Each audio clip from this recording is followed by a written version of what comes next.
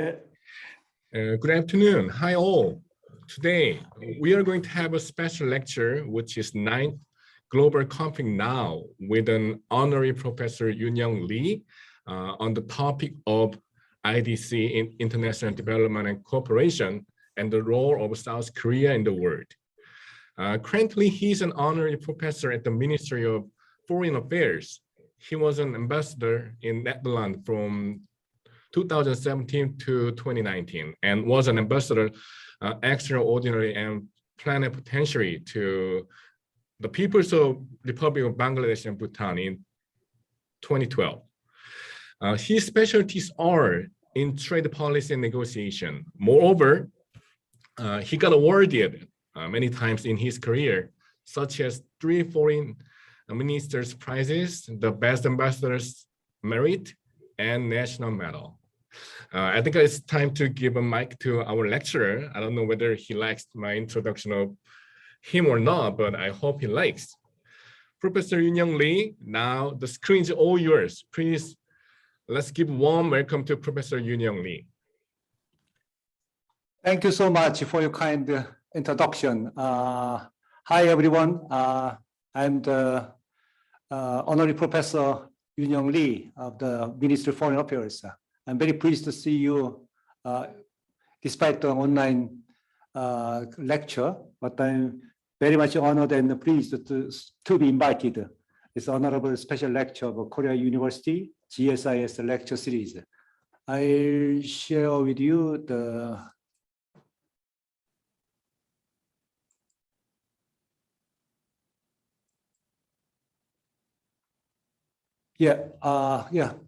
finally I got it. Today's theme already explained by the Professor Kim Woo-sung. Today's theme is Korea's development cooperation in the year of the SDGs. So very interesting and very popular subject, and then maybe also very much insightful and meaningful for your the process of study and GSIS lecture series, especially now you are now studying especially the international issues and global agenda. So IDC is one of the top pillars, international fora and the international community issues. So I'm very happy to be with you today. Actually, I came back from Bangladesh, which I served as ambassador 7 years ago. I left, but this morning I came back from Bangladesh, so I refreshed my memory, and then I saw touched by the warm welcome of my Bangladeshi friends. So actually, today's lecture is based on my experience and information and knowledge when I served as ambassador in Bangladesh. So I can share with you the many my experience in the Bangladesh 2012, 2015, and then together with the recent memories. I really hope that this lecture turn out to be fruitful and informative for you, everyone, to understand the Korea Development Cooperation policy and the projects nowadays, especially in the year of COVID-19. Let me start. Actually, already Professor Kim introduced me. I little more give you the information on me. During the 34 years of the Korean diplomat, I posted many countries with the ambassador to 3 countries, Bangladesh, Bhutan, and the Netherlands.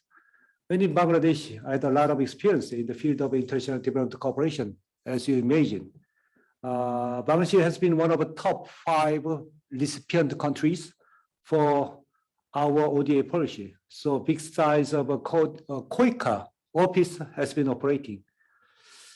And just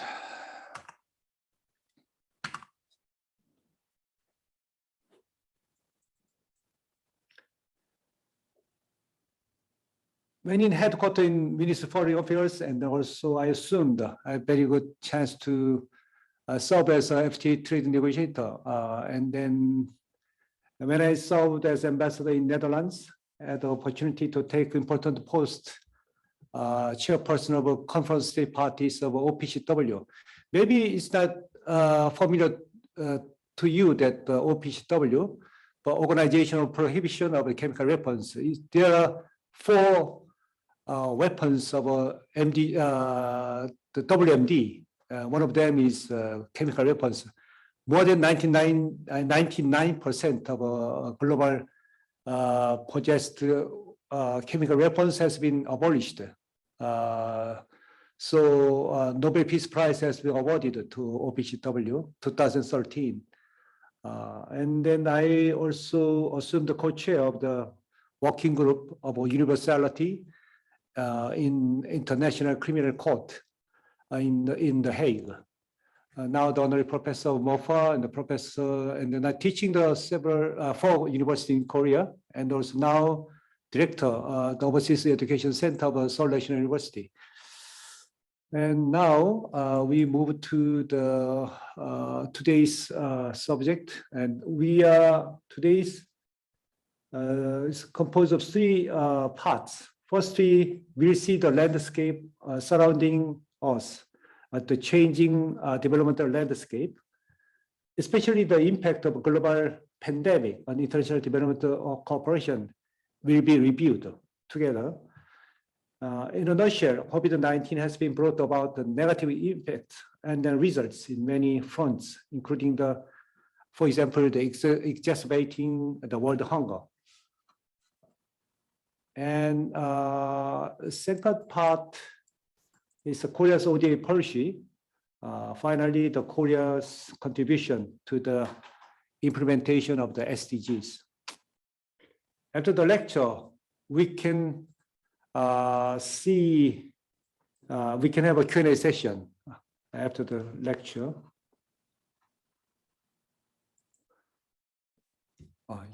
갑자기 이걸 가지고 잠깐만. Just wait a minute. Right. Yeah.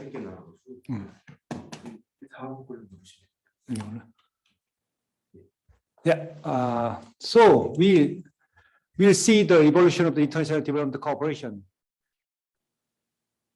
I have 2 ODAs was started with the necessity of the joint efforts by international community to solve the urgent problem of a prevalent poverty in newly independent states right after Second World War.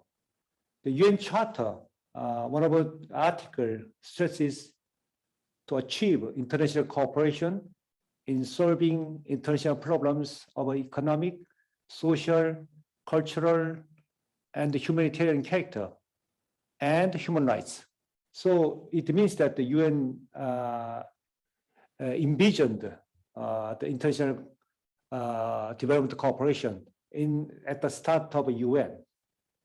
Later, in 1960s, UN established specialized agencies such as you know very well, UNICEF, WHO, UNDP, FAO, to deal with the international development cooperation issues. And at the same time, bilateral ODAs was initiated by the US and the USSR in 1940s and 50s, which the 2 countries competed to support their economic reconstruction of their allied countries, 1940, just after the Second World War. And second period, the 1960s, formation of the new ODA system, UN declared the 1960s as the first 10 years of international development and urged the advanced countries to spend 1% of their GNP for ODA activities. So 1961, the DAC, Development Assistance Committee of OECD, you know the OECD, where the formation of the DAC means there are the other subcommittee is composed of the donor countries. So DAC standardized the DAC members' ODA programs and compare their ODA policies and programs each other with the peer review process. Through those process, the DAC Development Assistance Committee of the OECD was positioned as a representative agency of ODA discussions in international fora. ODAs of the 1960s are generally focused on the construction of infrastructure of developing countries.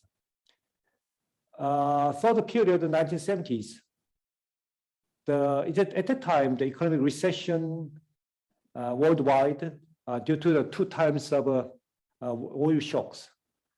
So even though the UN declared the 1970s as the second 10 years of international development, under such a very economically stressed environment, it was difficult to expect the increase of ODA budget of DAC members. At that period, the criticism of focus on economic growth also emerged. So based on that new views, the DAC members introduced the new ODA policies and strategies to pay attention to the basic human rights. That was the 1970s. And NGOs, non-governmental organization, has become as an important player in IDC area. They expanded their space and expertise, particularly in the field of technical training and the agricultural development. 1980s, under recession and pushed the countries to freeze or reduce the ODA budget. The capabilities and the specialization and the function of NGOs has been built up during this period. So NGO activities are more expanded. 1990s, the end of Cold War, the advanced countries could focus on development and poverty issues free from ideology. And issues of international development diversified in this period: environment and immigration, and gender equality, labor, health, poverty, education, etc. So effectiveness and the efficiency issues of ODA was discussed. The DAC stressed the importance of the policy coherence in this period. Entering the millennium years, international community paid attention to international development cooperation again and the sustainable development growth, and felt the necessity of the international alliance to deal with the global issues.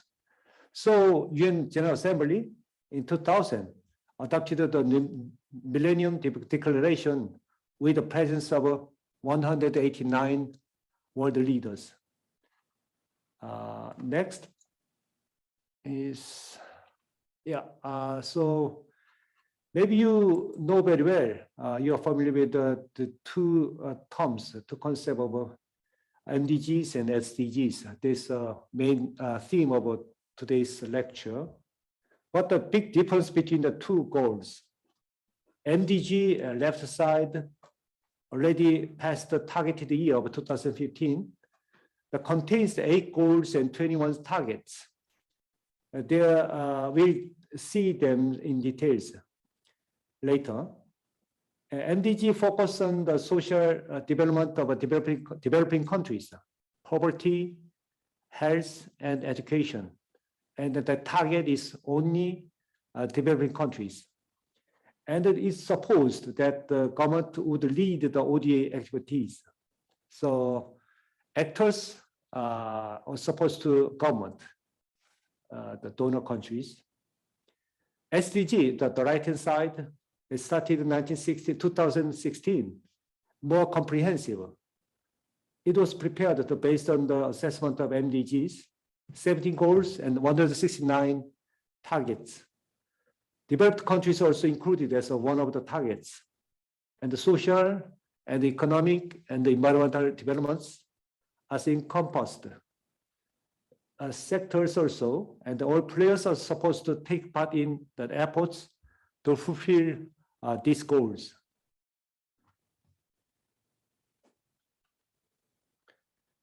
And maybe we can see the overall view of the MDGs. The most important aspect of MDGs is the first common goals agreed by the international community. That's the most valuable thing, I think. And the background of the introduction of MDGs, maybe we can say such factors as oil shocks, as I said, the end of Cold War, and the aid fatigue in 1990s pushed the international community to reconsider the direction of international IDC, development cooperation, and explore the ways to maximize the effectiveness of ODA with a limited fund. So ODA DOC issued a new strategy called Shaping the 21st Century, the Contribution of Development Cooperation in 1996. They suggest 7 goals. So UN Millennium Development Goals 2001, one more goals is included. So total finally 8 goals. 7 goals, you can see the right-hand side: poverty, reduce poverty issue, achieve the universal primary education, promotion gender equality, reduce child mortality and maternal health, and the health issue, HIV and AIDS combat, and then ensure the environmental sustainability and the finally partnership for development. So global partnership also included. So this is the total 8 goals of UN MDGs.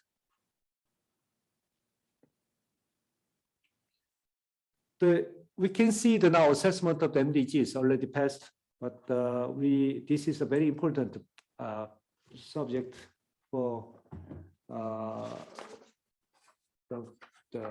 to entering into the SDG era.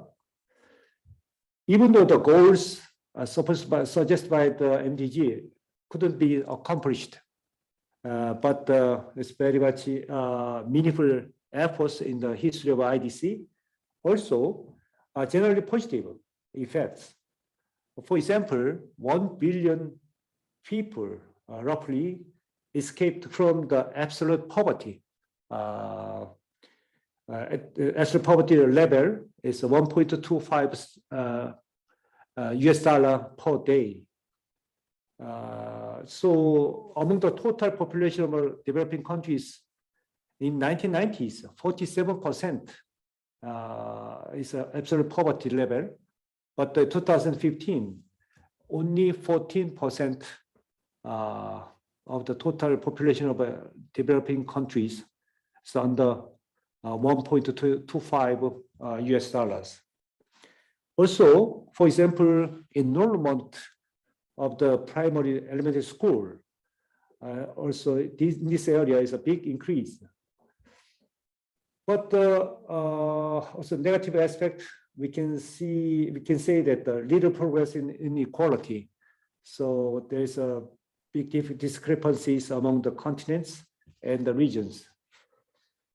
Maybe we can say the positive, we see the positive outcomes. With the MDGs, we could foster the result-oriented culture. So systematic support for the achievement of objective goals. So with the time frame, very objective time frame, clear time frame, and the quantitative goals and targets. And second, the cultural basic survey and the investigation and the monitoring, culture has been taken root.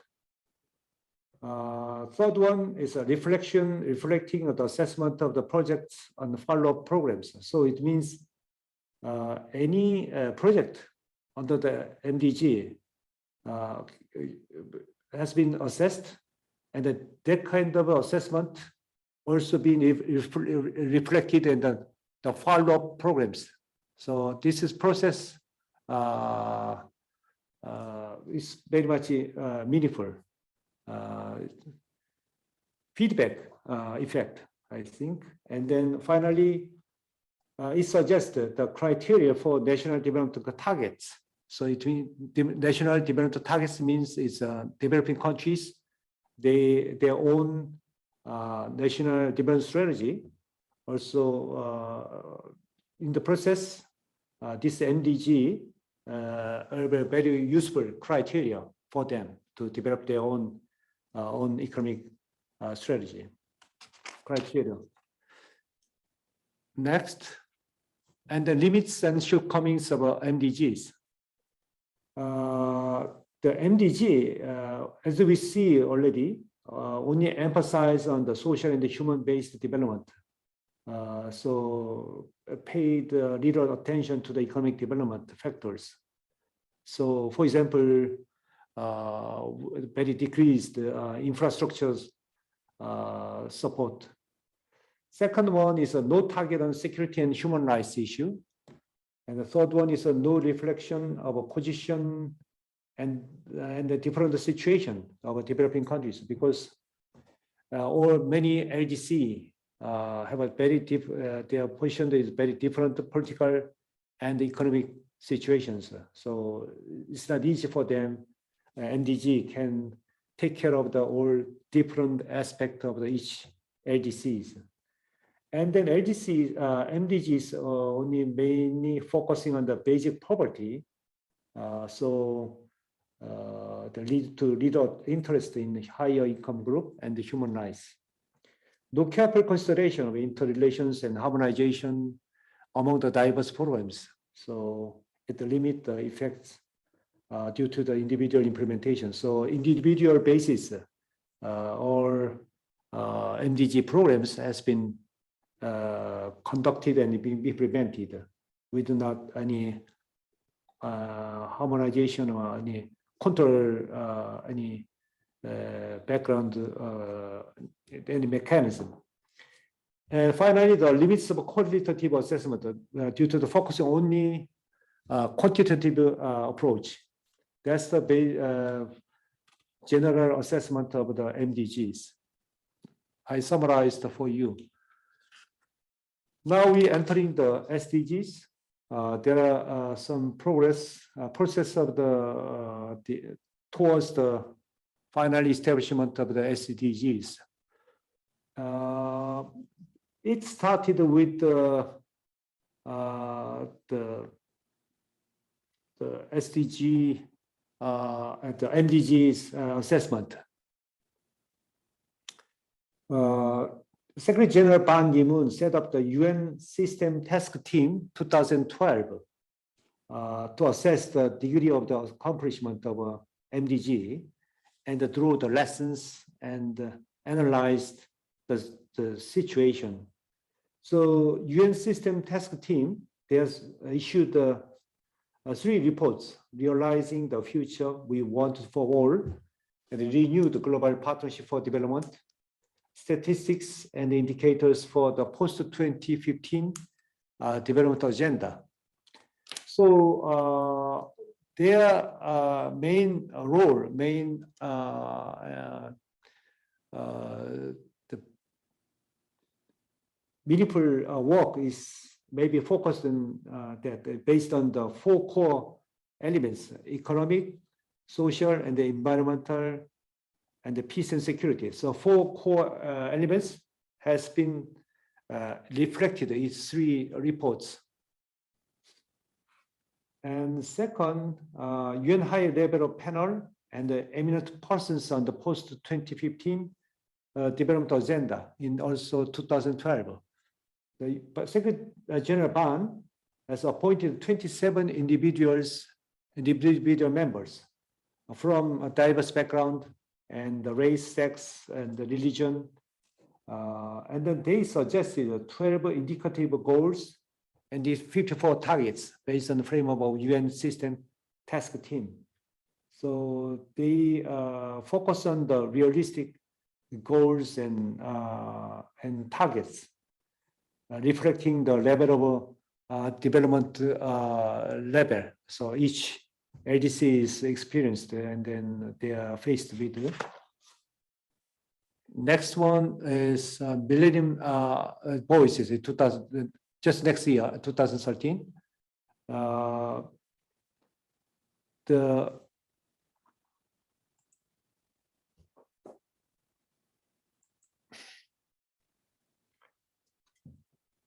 The UN at the time operating the website, so 1 million people's voice and opinions has been gathered, and so total 11 subjects has been summarized, such as education, inequality, health, governance, growth, and employment. So this subject, because this kind of a process has been introduced, because actually MDG has been introduced by the donor countries. So try to gather the more diverse views also from the recipient countries.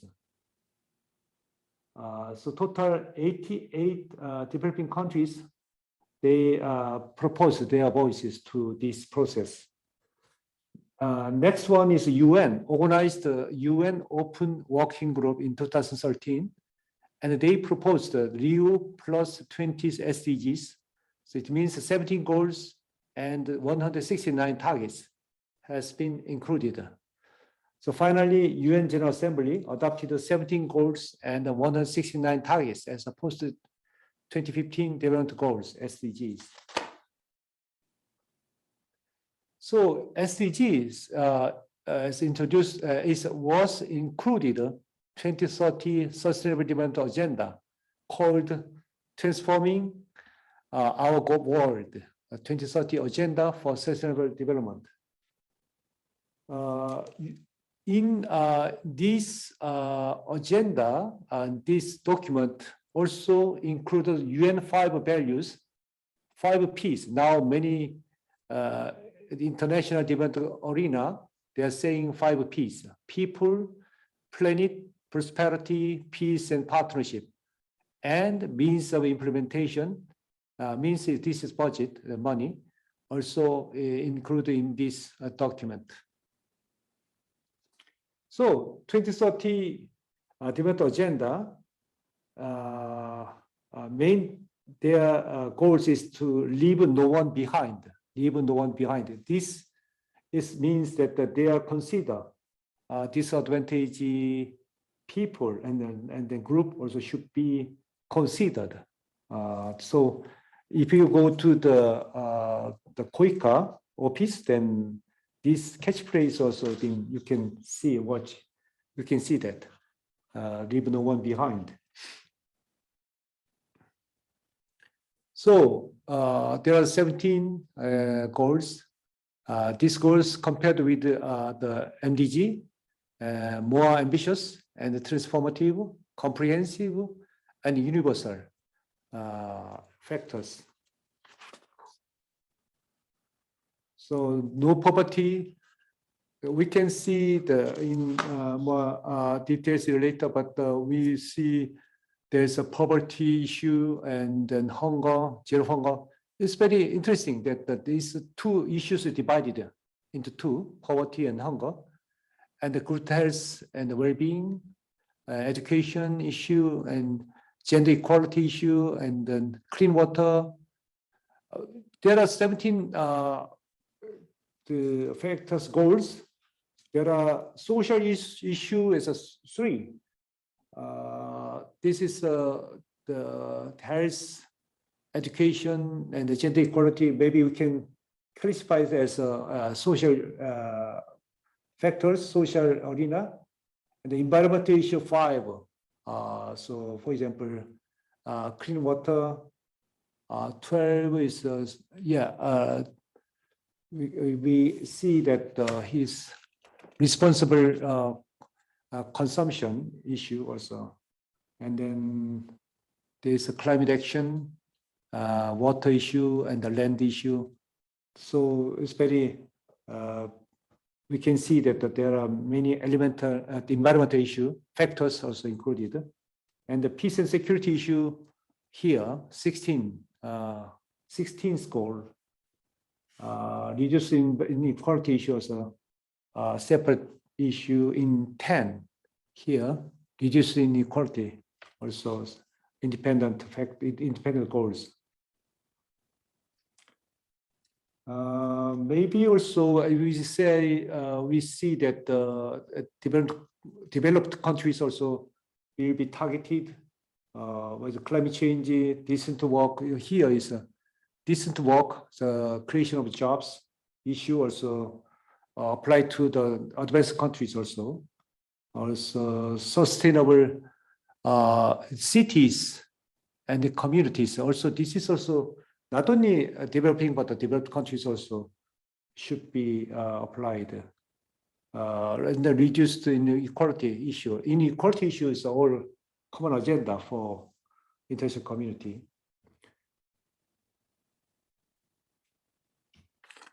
So we can see that the core value of the SDG is inclusiveness, innovation, multi-stakeholder partnership, and the integrated approach and the policy coherence.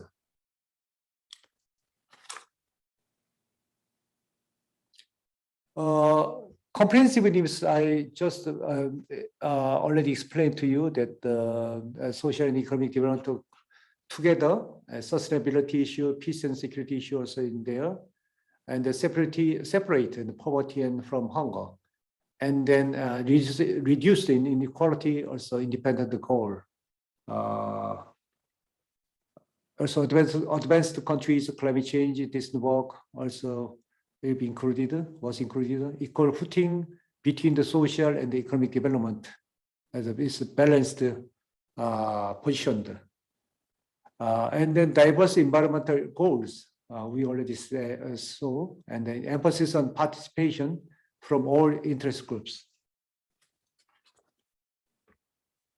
SDG cases, I will introduce to you that several cases, AAID, African aid, so providing medical service for improving the living conditions of Uganda region. Another one is waste to gain expertise. This is a Nigerian area providing the credit to Nigerian people for dealing with the sustainable expertise. In this case, it's the disposal of waste. So disposal of waste issue combined to giving the money. So induce the ordinary people to actively join the waste issue. So this kind of a virtuous cycle, I think is a concept has been applied to this expertise. So also another one is EOS International. So secure the safe drinking water, technical support, and education for Central America. Another one is a very big campaign, 17 Goals campaign, the largest international initiative, which a total of 1,000 governments and companies joined this campaign, and they support the contribution of the private sector to 2030 agenda. The future task of the SDG implementation, as you see already, there are so many targets and projects, so has been already big burden for international community. So international community need a strong cooperation and the partnership with the limited resources and money and time frame. So this is very important, I think. And then second one is huge finance is needed. Actually, to accomplish the MDGs, maybe some billions is needed, but to gain the goal to SDGs, $1 trillion is needed. Analysis is now saying that $1 trillion is needed. So big task before us is to efficient use of the finance to overcome this shortage of fund. And the development of index to assess the implementation of SDGs also needed.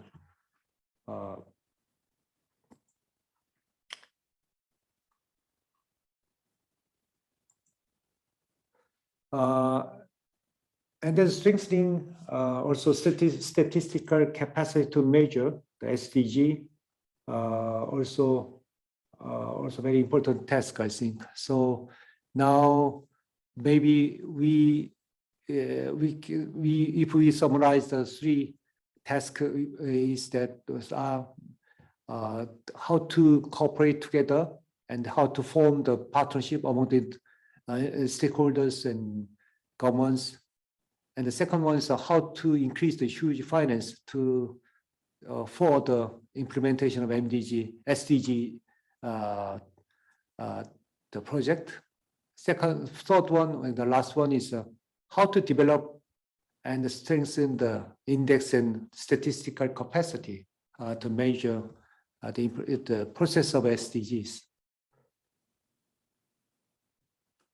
So now we moving to the development finance for SDGs. So now as of 2020, total ODA provided by the DAC members, $161 billion US. But the development of finance needed for the SDGs are $4.5 trillion US, as I said. So if we analyze the ODA overall trend, the lowest one is bilateral development project programs, technical cooperation. This were dark blue is a multilateral ODA. It's implemented through the multilateral the organization. This part is a humanitarian aid. Here is the Indonesian refugee cost. The very small part is a net debt relief grants. Anyway, overall, the ODA budget is increasing.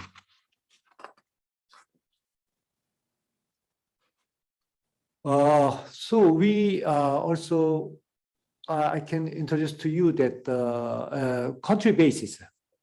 Now, maybe you know that ODA guideline is a 0.7% of GNI 2020 basis.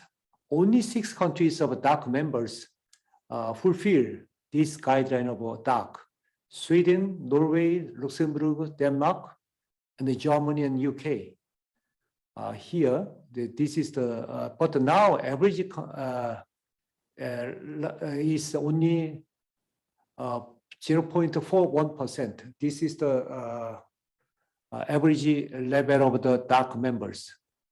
The Sweden is the highest, Norway, Luxembourg, Denmark, Germany, like this. And then our country, Korea, is here, 0.14%. So one of the lowest level. So we need more money and then more attention from our general public and then inside also government. Even Japan also is less than 0.41%, only 0.31%. Canada and then also United States also just ahead of us. So many countries still lag behind. They cannot fulfill the DAC guideline. Usually the European countries is very much ahead of other continental countries. This is the size of the ODA of each DAC members. US, Germany, UK, Japan, France is top 5 countries in size of ODA. Here is the United States, now 35 billion, almost 36, and then 28 billion is Germany. Japan is 16, and then 14 is France, 6 billion is Sweden, Netherlands, more than 5 billion, and then Canada, and then followed by the Norway, Italy, Switzerland, Denmark, Spain. The Korea, we are here, so 2.25 billion. Now it's the 16th largest country in ODA. This is the during the last 2 years, 2019-20, the change of the ODA budget. Year-on-year ODA volume changes. Germany, United States, France, Sweden, Canada, Norway, Switzerland is increasing. But this group, they reduced the ODA budget. Korea also, unfortunately, here. So Korea also one of the countries they reduced their ODA budget because of mainly to combat the COVID-19. Interestingly, also Netherlands, the United Kingdom, they are also maybe severely damaged. This is the development finance for SDGs compare with the COVID-19 budget. Total ODA of OECD DAC in 2020, we saw that 161 billion. Cost of ending COVID-19, 50 billion US dollar is a total ODA one third size. But the total budget for domestic fiscal measures to COVID-19 is at 11.7 trillion. It means a huge money and then very big money. And the SDG financial gap now already we saw here 4.2 trillion is assessed. Here we are 161 billion, but now 3.7 trillion is more needed to implement the SDG. And last year, 4.2 trillion is needed. So anyway, we also need to pour the money to combat the COVID-19, also revitalize the economy. Also, we during that process, almost all countries paid a little attention to the ODA program. So more active roles and contribution from donors and players is needed now in the difficulties of ODA. Now, impact of COVID-19 on the IDC. COVID-19 has led to the first rise in extreme poverty in a generation. An additional 119 to 124 million people were pushed back to extreme poverty in 2020. It's very much negative impact by the COVID-19. And the global pandemic also exacerbating world hunger. As I said, worldwide, additional 70 to 161 million people are likely to have experienced hunger as a result of a pandemic in 2020. So number of undernourished people in the world is very not clear. You can see, but I can tell. In 2014, 607 million people. Here, 2019, 650 million. 2020, 720 to 811 million people now undernourished. Another impact, negative impact, is the change of trend of GDP growth. Here, yellow is sub-Saharan Africa and the blue one is advanced economies. If no pandemic, these two lines increase of the growth will be parallelly increased, would be increased. But with the pandemic, like they also damaged together advanced countries and sub-Saharan Africa. But turning back to the normal growth line only very elastically, and then the blue line of advanced economies very easy, very quickly escaping from the recession earlier than the sub-Saharan Africa developing countries.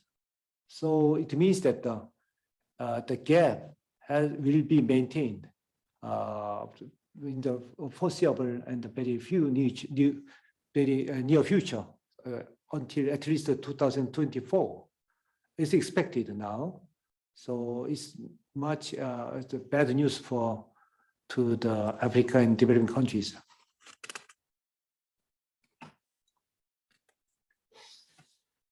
Yeah, another one is the impact. Maybe we can see the rising debt risk for developing countries and the diversion of ODA budget into COVID-19 measures. We already just we see also. Also big challenge in dealing with the climate change, because also budget for climate change has been reduced in many countries, and the global standard weakened. The regional blocks has emerged. China Belt and Road Initiative. So anyway, in global community, global issues, all we have recognized has not been dealt with in proper and good shape, not in good shape, and then well, maybe a top priority agenda is no more to deal with the COVID-19 measure. It's an urgent issue now. The China BRI, Belt and Road Initiative, I can introduce some now. It's very urgent issue also, especially the developing countries joining the BRI. China Belt and Road Initiative, maybe from the start, the good intention and the good initiative has been viewed, but now after 5 years and now more than 5 years, there are many issues now popping up. And for example, Pakistani Prime Minister has been disposed, and then Sri Lankan also now already they are bankrupt. They declared a default. They received billions money from China as part of a BRI, but Hanban-Toda, as a port name is here, they are located here. So they are very ambitious plan.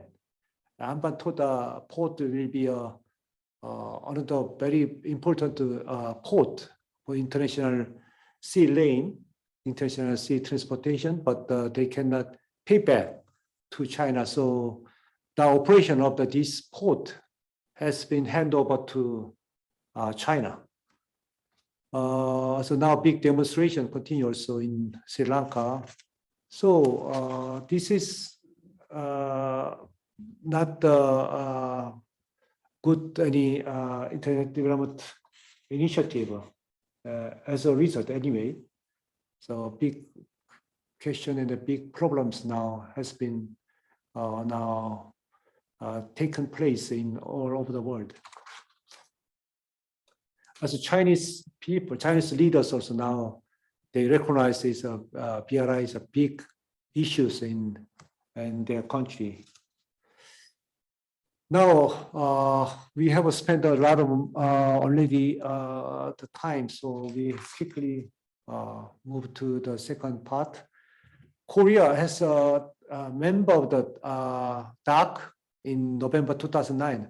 Actually, you remember, we are member of the become the member of the OECD 1996, but we couldn't meet the criteria.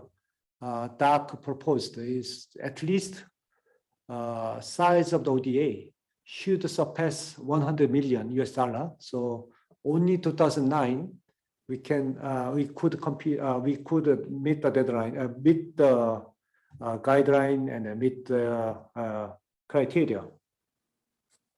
So we successfully member. So we graduated from the recipient countries officially. So I can now we see the the project now KOICA has implemented already. So this is the CS KOICA CJ jointly the project in rural Vietnam. So this is the the CSV. This is a little different from concept of CSR. CSR is a common, the corporate social responsibility, but the CSV means creating shared value.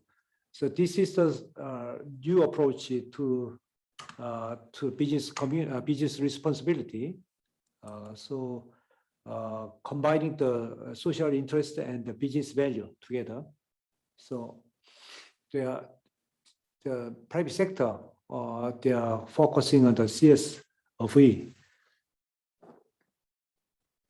So through the CSV, they explore the new business opportunity and benefit.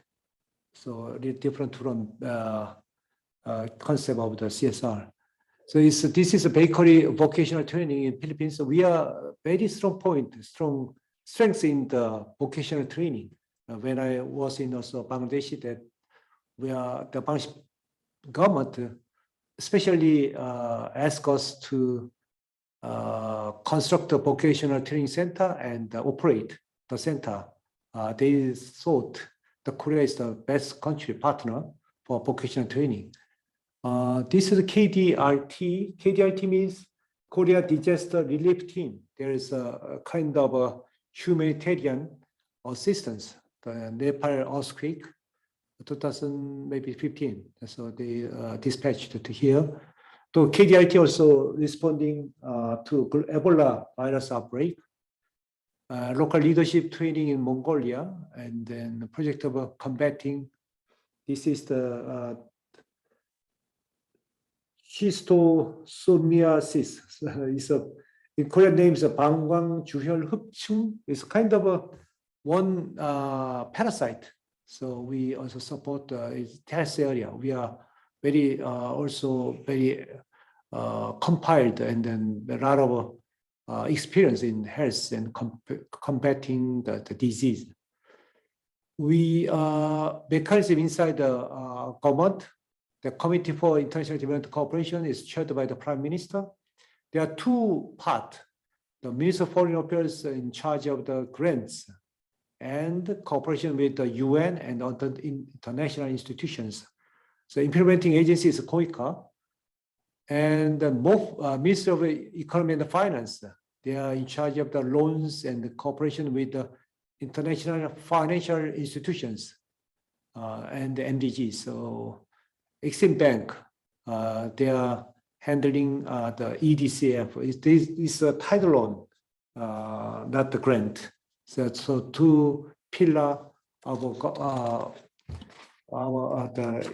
the ODA project is handled by the MOFA and the two agencies and the Minister of Economy and Finance. We are midterm strategy for developing cooperation until 2025.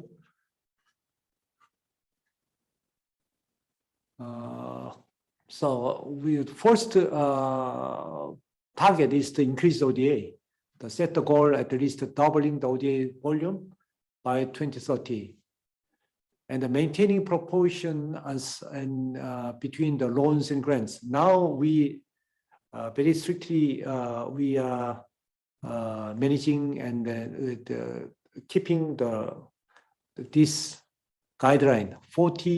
40% of total ODA is performed by the loans, and 60% of total ODA now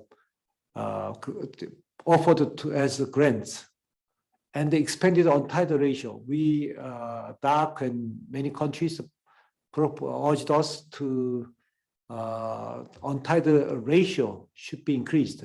So 60% of our loans and the 95% of grants by 2025. I'm not sure this can be implemented because general public of the view that our budget should be implemented by our private sector. So it should be to be seen. And the geographical location, mainly our ODA program towards to Asian countries, ASEAN and other South Asian or Middle East, but gradually now try to increase the assistance to Africa and then South America. So, but maybe on the meantime, maintaining focus on Asia. And the thematic location, health, green, digital and others, and cross-cutting areas and humanitarian assistance in line with the SDGs. This is the midterm strategy. Maybe we can summarize.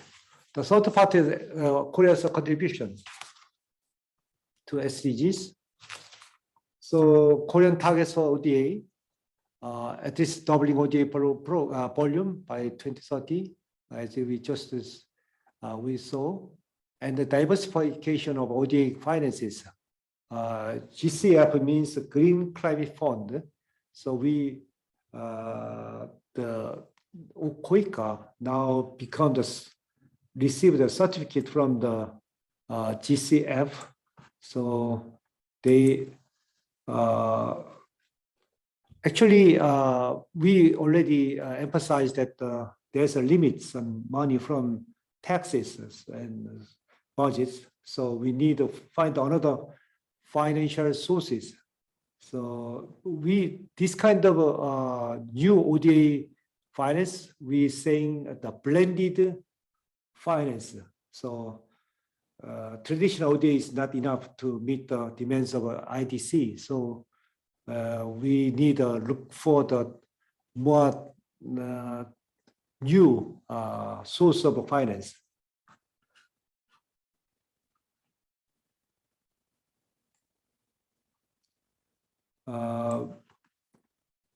So as I said, the KOICA now certificate authority for GCF. So they now qualified for $550 million US fund from the GCF.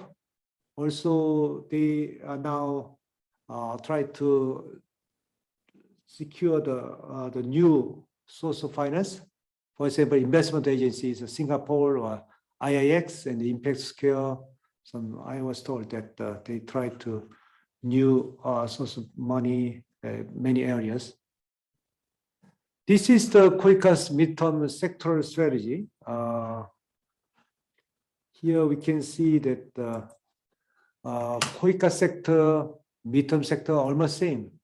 Priority sector is education, health and governance, and agricultural, forestry and fisheries, technology, environment, and energy.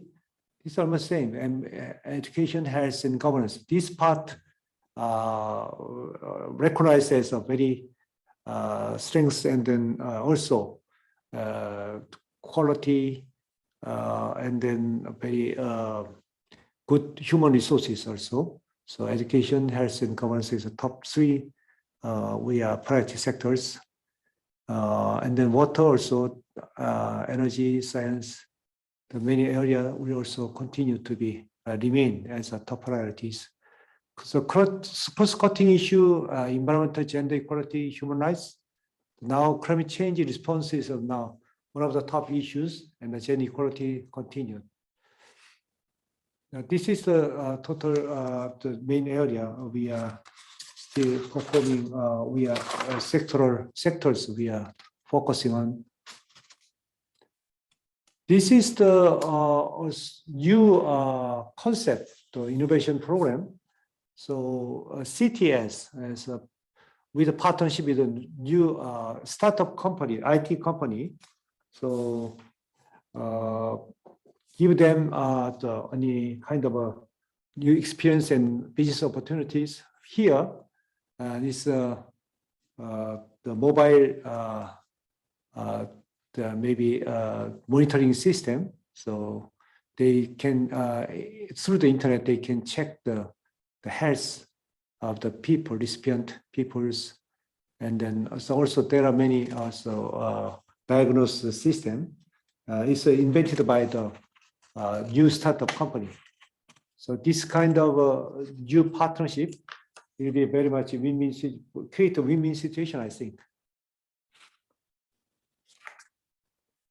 Another case is innovation program in Vietnam, rural development of Vietnam. There are some support from some problems, for example, low productivity, and then lack of a distribution demand channel, and then unstable the provision of plants, and also the factors that the Vietnamese rural community now faced with. So KOICA play one part to overcome these problems. So they took the systematic approach for rural development. So they try to help to improve their productivity and many through the many programs. Then CJ, Jejedang, one Korean company, they securing the high quality of agricultural and products. Then they distribute and the sales, so export to international market.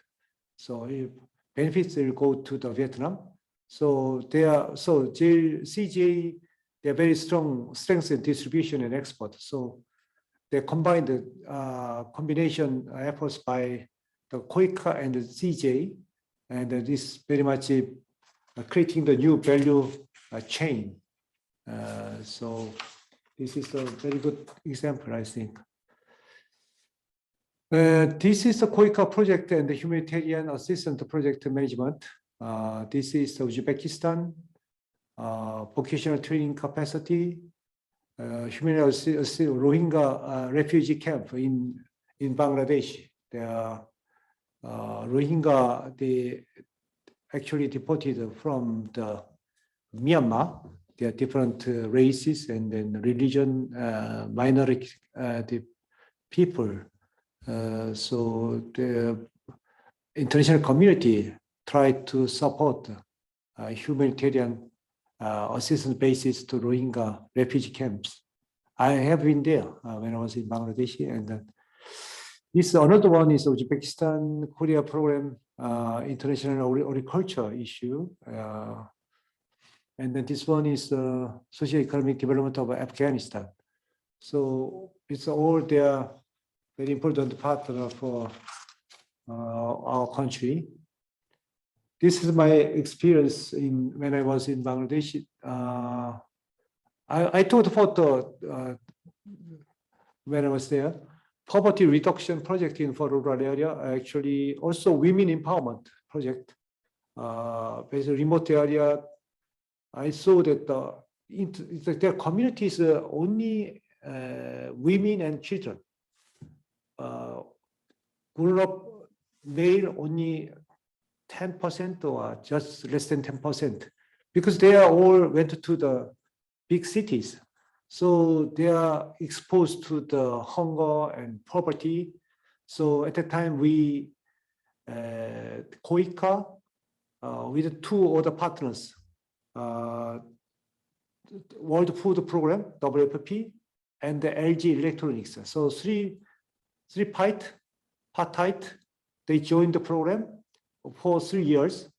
So we support these women to be a economic actor, economic independence.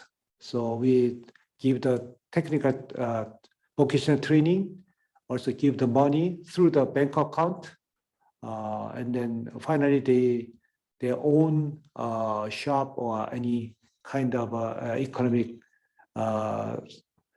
kind of sustainability. So we support very much was regarded as a successful project. This is an environmental project. It's planting trees. This is me, and this is the IT class. So it's a middle school. So we provide the PCs and then also the facility of the others, and also we dispatch the teachers to operating this IT school. This is the launch ceremony of the master plan of the electronic the government master plan, the e-government. So KOICA support. So each regional governments and the central governments, they connected through the lines. So they very much appreciate the Korean support to e-government project. Thank you very much. This is what I'd share with you today. Is there any, you have any the questions and then answer? Thank you for your attention to my lecture. Thank you so much. Thank you. Thank you, Professor Lee, for having an informative lecture about IDC and the role of South Korea among future tasks of SDGs. From your lecture, you indicated strengthening statistical capacity to measure. But I think it is very important point to evaluate the SDGs more precisely. So I think I also need to think about how to conduct, how to collect the statistical capacities to evaluate the SDGs. I think it was a great time to learn about the history about SDGs from MDGs, and also to be inspired to think about global conflict issues as well through your lecture. I think as I'm a research professor in BK21 program of Glocal studies, my interests are focusing on how to adopt issues around us to be global issues. So I think students could study many topics from your lecture to move them to their own research. And now it's time to have questions. If you have any questions, please feel free to ask to him.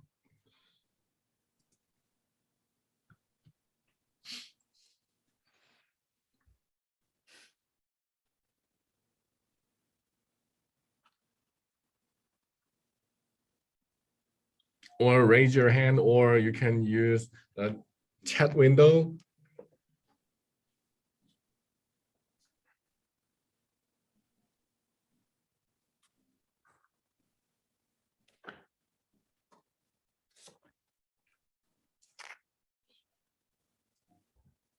I think fully understood, Professor. They are fully understood. No. I think so. I agree with you, because as you deliver, it's good news. As you delivered your lecture precisely, so all of students understood well. So I think and also now is the period of Korea University Festival. So I think most of the students want to go outside. I think festival season. Yes, to enjoy. So once again, thank you for sharing your time to give this valuable lecture to us. If we have another opportunity, I'd like to invite you later again. Also, I appreciate all students here to join this lecture during the Korea University Festival, season and period. And please remember, complete the survey form I sent through the chat window, please. And also maybe I will send email too. And have a great evening and have a good night. Thank you, Professor, and all students here. Thank you. Thank you so much. It's a wonderful time. Thank you. Thank you very much. All the best. Yes. Thank you. Bye. Thank you, Professor.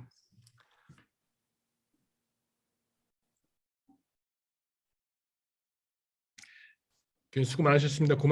감사합니다. 감사합니다. 네. 네, 원장님한테도 원장님한테 좀 이재승 원장님이신가요? 지금 강문성 원장님이십니다. 아, 강문성. 네, 원장님께서 잘 아신다고 말씀하시더라고요. 아, 그래. 네네네. 안부 좀 전해드리십시오. 네, 잘 전해드리도록 하겠습니다. 수고하셨습니다. 네, 수고하십시오. 네.